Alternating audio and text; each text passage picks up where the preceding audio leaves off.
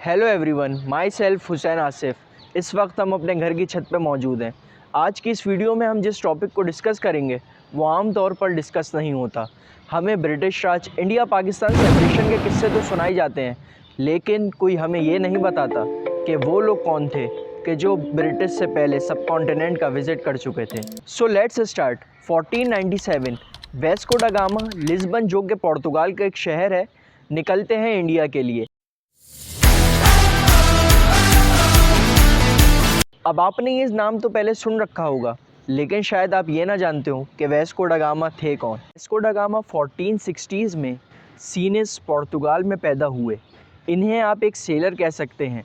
Wesco डा gamma एक Portuguese explorer, nobleman और पहले यूरोपियन थे कि जो समंदर के ज़रिए से इंडिया आए।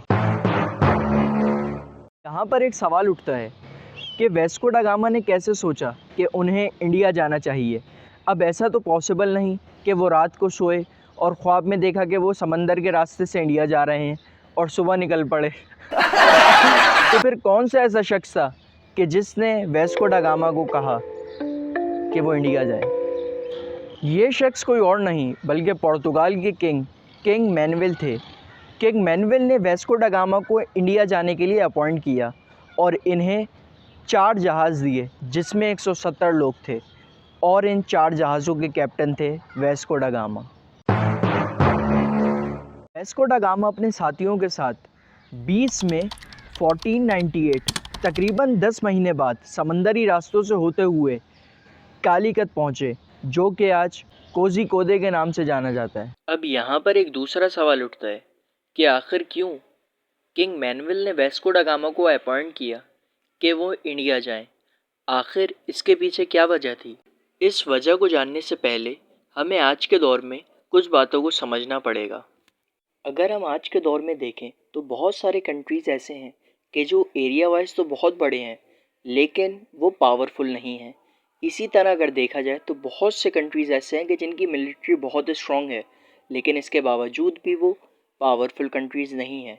दूसरी तरफ अगर हम देखें तो बहुत से ऐसे कंट्रीज़ हैं कि जो एरिया वाइज तो बहुत छोटे हैं और उनकी मिलिट्री भी कोई इतनी स्ट्रॉन्ग नहीं, लेकिन उसके बावजूद वो बहुत पावरफुल नेशन समझे जाते हैं क्योंकि वो इकोनॉमिकली बहुत स्ट्रॉन्ग है। तो करंट वर्ल्ड में जो साइन ऑफ पावर है वो है इकोनॉमी। जिस कंट्री की इकोनॉमी ज़्यादा स्टेबल, वो कंट्री उतना ही ज़्यादा स्ट्रॉन्ग। अब अगर हम पुराने दौर में देखें, यानी जिस दौर को हम इस वक्त डिस्कस कर रहे हैं, उस दौर में जो साइन या पैरामीटर ऑफ पावर थे वो थी कॉलोनीज़। यानी जिस कंट्री स्टेट के पास जितनी कॉलोनीज़ होती थी वो उतना पावरफुल समझा जाता था।